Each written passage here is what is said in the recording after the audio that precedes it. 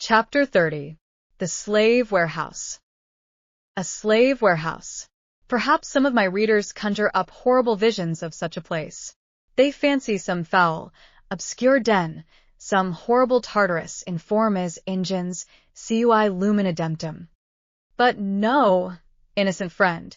In these days men have learned the art of sinning expertly and genteelly, so as not to shock the eyes and senses of respectable society. Human property is high in the market, and is, therefore, well fed, well cleaned, tended, and looked after, that it may come to sale sleek, and strong, and shining. A slave warehouse in New Orleans is a house externally not much unlike many others, kept with neatness, and where every day you may see arranged, under a sort of shed along the outside, rows of men and women, who stand there as a sign of the property sold within. Then you shall be courteously entreated to call and examine, and shall find an abundance of husbands, wives, brothers, sisters, fathers, mothers, and young children, to be sold separately, or in lots to suit the convenience of the purchaser. And that soul immortal, once bought with blood and anguish by the Son of God, when the earth shook, and the rocks rent, and the graves were opened, can be sold, leased, mortgaged, exchanged for groceries or dry goods, to suit the phases of trade, or the fancy of the purchaser. It was a day or two after the conversation between Marie and Miss Ophelia that Tom, Adolphe, and about half a dozen others of the Street Clare estate were turned over to the loving kindness of Mr. Skeggs, the keeper of a depot on Street, to await the auction. Next day, Tom had with him quite a sizable trunk full of clothing, as had most others of them. They were ushered, for the night, into a long room, where many other men, of all ages, sizes, and shades of complexion, were assembled, and from which roars of laughter and unthinking merriment were proceeding. That's right. Go it, boys. Go it, said Mr. Skeggs, the keeper. My people are always so merry. Sambo, I see, he said, speaking approvingly to a burly negro who was performing tricks of low buffoonery, which occasioned the shouts which Tom had heard. As might be imagined, Tom was in no humor to join these proceedings, and therefore, setting his trunk as far as possible from the noisy group, he sat down on it and leaned his face against the wall. The dealers in the human article make scrupulous and systematic efforts to promote noisy mirth among them as a means of drowning reflection, and rendering them insensible to their condition. The whole object of the training to which the Negro is put, from the time he is sold in the northern market till he arrives south, is systematically directed towards making him callous, unthinking, and brutal. The slave dealer collects his gang in Virginia or Kentucky and drives them to some convenient, healthy place, often a watering place, to be fattened. Here they are fed full daily, and, because some incline to pine, a fiddle is kept commonly going among them, and they are made to dance daily, and he who refuses to be merry, in whose sole thoughts of wife, or child, or home, are too strong for him to be gay, is marked as sullen and dangerous, and subjected to all the evils which the ill will of an utterly irresponsible and hardened man can inflict upon him. Briskness, alertness, and cheerfulness of appearance, especially before observers, are constantly enforced upon them, both by the hope of thereby getting a good master, and the fear of all that the driver may bring upon them if they prove unsaleable. "What at our nigger doing here?" said Sambo, coming up to Tom, after Mr. Skeggs had left the room. Sambo was a full black, of great size, very lively, voluble, and full of trick and grimace. "What you doing here?" said Sambo, coming up to Tom, and poking him facetiously in the side. "Meditatin', eh?" "I am to be sold at the auction tomorrow," said Tom, quietly. "Sold at auction. Ha! Boys, ain't this your fun? I wished I was gwine that ar way. Tell ye, wouldn't I make 'em laugh? But how is it, dis your whole lot gwine tomorrow?" said Sambo, laying his hand freely on Adolphe's shoulder. "Please to let me alone," said Adolphe, fiercely, straightening himself up, with extreme disgust. "Law, now, boys, dis yer's one o' your white niggers, kind o' cream color, you know scented," said he, coming up to Adolphe and snuffing. "Oh, Lord, he'd do for a tobacco shop. They could keep him to scent snuff." Lor, he'd keep a whole Chopagwine. He would. I say, keep off, can't you, said Adolphe, enraged. Lor now, how touchy we is, we white niggers. Look at us now. And Sambo gave a ludicrous imitation of Adolphe's manner. Here's to airs and graces. We spin in a good family, I specs. Yes, said Adolphe. I had a master that could have bought you all for old truck. Laws now, only think, said Sambo. The gentlemans that we is. I belong to the Street Clare family, said Adolphe proudly. Lor, you did. Be hanged if they aren't lucky to get shed of ye. Specs they's gwine to trade ye off with a lot o' cracked teapots and sich like, said Sambo, with a provoking grin. Adolphe, enraged at this taunt, flew furiously at his adversary, swearing and striking on every side of him. The rest laughed and shouted, and the uproar brought the keeper to the door. What now, boys? Order! Order! He said, coming in and flourishing a large whip. All fled in different directions, except Sambo, who, presuming on the favor which the keeper had to him as a licensed wag, stood his ground, ducking his head with a facetious grin whenever the master made a dive at him. Lor, Mossar, Tandas, we s reg'lar stiddy. It's these yer new hands, they s real aggravatin'. Kinder pickin' at us, all time. The keeper, at this, turned upon Tom and Adolphe, and distributing a few kicks and cuffs without much inquiry, and leaving general orders for all to be good boys and go to sleep, left the apartment. While this scene was going on in the men's sleeping room, the reader may be curious to take a peep at the corresponding apartment allotted to the women.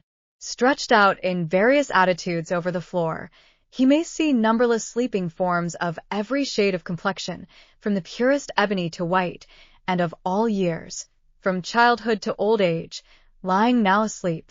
Here is a fine bright girl of 10 years, whose mother was sold out yesterday, and who tonight cried herself to sleep when nobody was looking at her. Here, a worn old negress, whose thin arms and callous fingers tell of hard toil, waiting to be sold tomorrow as a cast-off article for what can be got for her, and some 40 or 50 others, with heads variously enveloped in blankets or articles of clothing, lie stretched around them. But in a corner, sitting apart from the rest, are two females of a more interesting appearance than common. One of these is a respectably dressed mulatto woman between 40 and 50, with soft eyes and a gentle and pleasing physiognomy. She has on her head a high-raised turban, made of a gay red madras handkerchief, of the first quality. Her dress is neatly fitted, and of good material, showing that she has been provided for with a careful hand. By her side, and nestling closely to her, is a young girl of 15, her daughter. She is a quadroon, as may be seen from her fairer complexion, though her likeness to her mother is quite discernible. She has the same soft, dark eye, with longer lashes, and her curling hair is of a luxuriant brown. She also is dressed with great neatness, and her white, delicate hands betray very little acquaintance with servile toil. These two are to be sold tomorrow, in the same lot with the Street Clare servants, and the gentleman to whom they belong, and to whom the money for their sale is to be transmitted, is a member of a Christian church in New York, who will receive the money, and go thereafter to the sacrament of his Lord and theirs, and think no more of it. These two, whom we shall call Susan and Emmeline, had been the personal attendants of an amiable and pious lady of New Orleans, by whom they had been carefully and piously instructed and trained. They had been taught to read and write, diligently instructed in the truths of religion, and their lot had been as happy in one as in their condition it was possible to be. But the only son of their protectress had the management of her property, and by carelessness and extravagance involved it to a large amount, and at last failed. One of the largest creditors was the respectable firm of B. and Company, in New York. B. and Company wrote to their lawyer in New Orleans, who attached the real estate. These two articles and a lot of plantation hands formed the most valuable part of it, and wrote word to that effect to New York. Brother B., being, as we have said, a Christian man and a resident in a free state, felt some uneasiness on the subject. He didn't like trading in slaves and souls of men. Of course he didn't. But then there were $30,000 in the case, and that was rather too much money to be lost for a principal, And so, after much considering, and asking advice from those that he knew would advise to suit him, Brother B wrote to his lawyer to dispose of the business in the way that seemed to him the most suitable and remit the proceeds.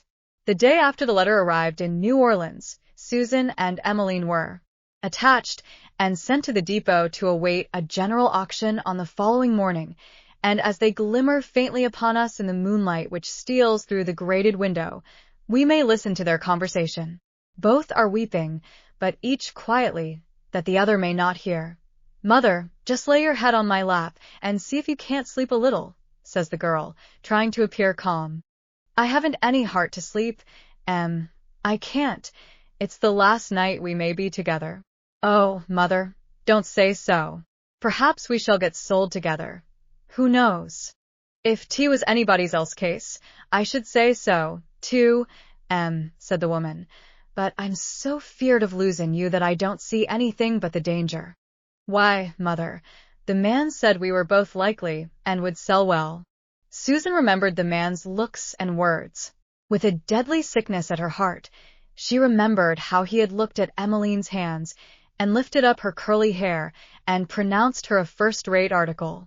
Susan had been trained as a Christian, brought up in the daily reading of the Bible, and had the same horror of her child's being sold to a life of shame that any other Christian mother might have. But she had no hope, no protection. "Mother, I think we might do first-rate, if you could get a place as cook, and I as chambermaid or seamstress, in some family. I dare say we shall. Let's both look as bright and lively as we can, and tell all we can do, and perhaps we shall," said Emmeline. "I want you to brush your hair all back straight, tomorrow," said Susan. "What for, mother? I don't look near so well that way." "Yes, but you'll sell better so." "I don't see why," said the child.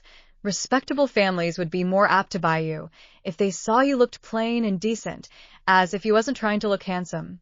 "I know their ways better, and you do," said Susan. "Well, mother, then I will. And, Emmeline, if we shouldn't ever see each other again, after tomorrow, if I'm sold way up on a plantation somewhere, and you somewhere else, always remember how you've been brought up, and all Mrs. has told you. Take your Bible with you, and your hymn book, and if you're faithful to the Lord, He'll be faithful to you." So speaks the poor soul, in sore discouragement, for she knows that tomorrow any man, however vile and brutal, however godless and merciless, if he only has money to pay for her, may become owner of her daughter, body and soul, and then, how is the child to be faithful? She thinks of all this, as she holds her daughter in her arms, and wishes that she were not handsome and attractive. It seems almost an aggravation to her to remember how purely and piously, how much above the ordinary lot, she has been brought up.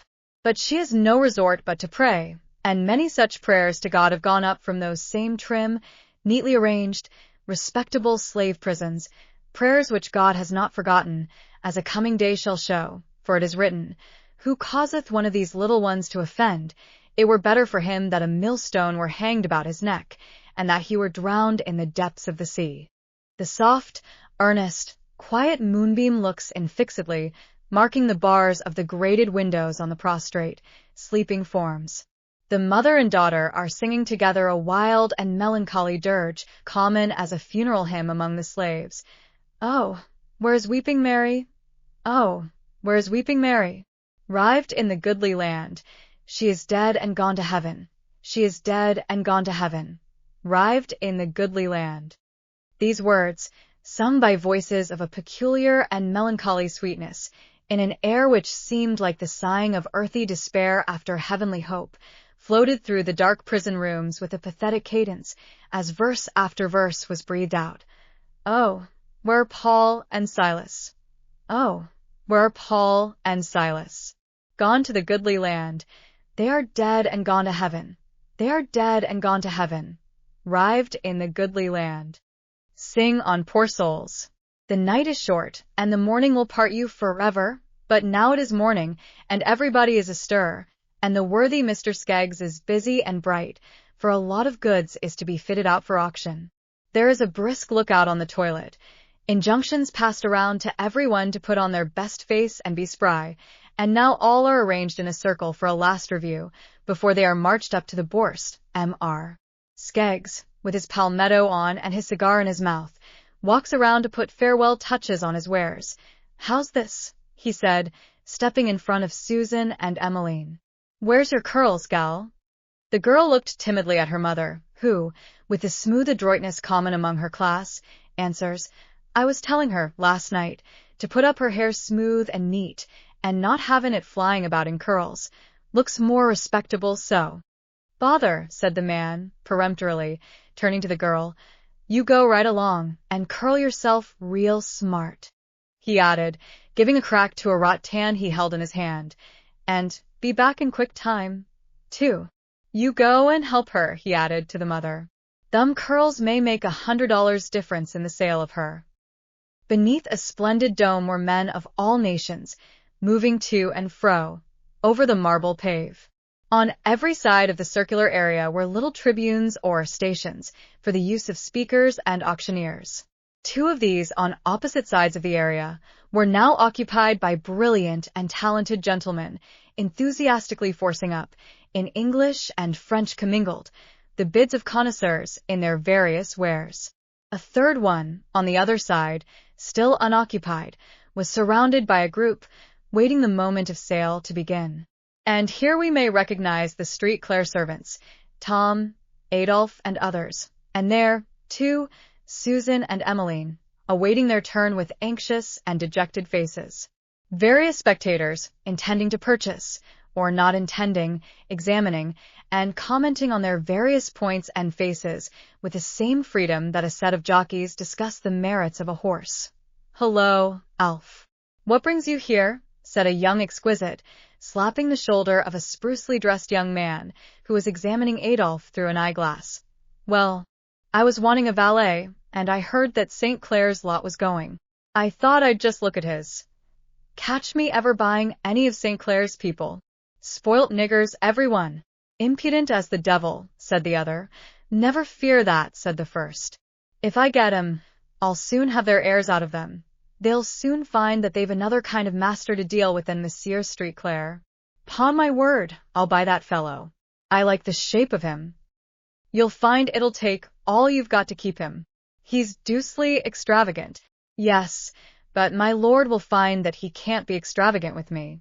Just let him be sent to the calaboose a few times and thoroughly dressed down. I'll tell you if it don't bring him to a sense of his ways. Oh, I'll reform him, up hill and down. You'll see. I buy him, that's flat." Tom had been standing wistfully examining the multitude of faces thronging around him for one whom he would wish to call master. "And if you should ever be under the necessity, sir, of selecting, out of 200 men, one who is to become your absolute owner and disposer, you would, perhaps, realize, just as Tom did, how few there were that you would feel at all comfortable in being made over to." Tom saw abundance of men, great, burly, gruff men, little, chirping, dried men, long-favored, lank, hard men, and every variety of stubbed-looking, commonplace men, who pick up their fellow-men as one picks up chips, putting them into the fire or a basket with equal unconcern, according to their convenience. But he saw no St. Clair till a little before the sale commenced, a short, broad, muscular man, in a checked shirt considerably open at the bosom, and pantaloons, much the worse for dirt and wear, elbowed his way through the crowd, like one who is going actively into a business, and, coming up to the group, began to examine them systematically. From the moment that Tom saw him approaching, he felt an immediate and revolting horror at him that increased as he came near. He was evidently, though short, of gigantic strength. His round, bullet head, large, light gray eyes, with their shaggy, sandy eyebrows and stiff, wiry, sunburned hair, were rather unprepossessing items, it is to be confessed. His large, coarse mouth was distended with tobacco, the juice of which, from time to time, he ejected from him with great decision and explosive force. His hands were immensely large, hairy, sunburned, freckled, and very dirty, and garnished with long nails, in a very foul condition. This man proceeded to a very free personal examination of the lot. He seized Tom by the jaw and pulled open his mouth to inspect his teeth, made him strip up his sleeve to show his muscle, turned him round, made him jump and spring to show his paces. Where was you raised? He added briefly to these investigations. In Kintuck, Mossar, said Tom, looking about, as if for deliverance. What have you done? Had care of Mossar's farm, said Tom. Likely story, said the other, shortly, as he passed on. He paused a moment before Dolph, then spitting a discharge of tobacco juice on his well-blacked boots and giving a contemptuous umph, he walked on. Again he stopped before Susan and Emmeline. He put out his heavy, dirty hand and drew the girl towards him, passed it over her neck and bust, felt her arms, looked at her teeth, and then pushed her back against her mother, whose patient face showed the suffering she had been going through. At every motion of the hideous stranger, the girl was frightened and began to cry. Stop that, you minx, said the salesman. No whimpering here. The sale is going to begin. And accordingly the sale begun. Adolph was knocked off, at a good sum, to the young gentleman who had previously stated his intention of buying him, and the other servants of the St. Clair lot went to various bidders. Now, up with you, boy. D'ye hear? Said the auctioneer to Tom. Tom stepped upon the block, gave a few anxious looks round. All seemed mingled in a common, indistinct noise, the clatter of the salesman crying off his qualifications in French and English, the quick fire of French and English bids, and almost in a moment came the final thump of the hammer and the clear ring on the last syllable of the word dollars, as the auctioneer announced his price, and Tom was made over. He had a master. He was pushed from the block. The short, bullet-headed man, seizing him roughly by the shoulder, pushed him to one side, saying, in a harsh voice, Stand there, you. Tom hardly realized anything, but still the bidding went on, ratting, clattering, now French, now English. Down goes the hammer again. Susan is sold. She goes down from the block, stops, looks wistfully back. Her daughter stretches her hands towards her. She looks with agony in the face of the man who has bought her, a respectable middle-aged man, of benevolent countenance. Oh, Mossar, please do buy my daughter. I'd like to, but I'm afraid I can't afford it, said the gentleman, looking, with painful interest, as the young girl mounted the block, and looked around her with a frightened and timid glance. The blood flushes painfully in her otherwise colorless cheek. Her eye has a feverish fire, and her mother groans to see that she looks more beautiful than she ever saw her before. The auctioneer sees his advantage, and expatiates volubly in mingled French and English, and bids rise in rapid succession. I'll do anything in reason, said the benevolent-looking gentleman, pressing in and joining with the bids. In a few moments they have run beyond his purse. He is silent. The auctioneer grows warmer, but bids gradually drop off. It lies now between an aristocratic old citizen and our bullet-headed acquaintance.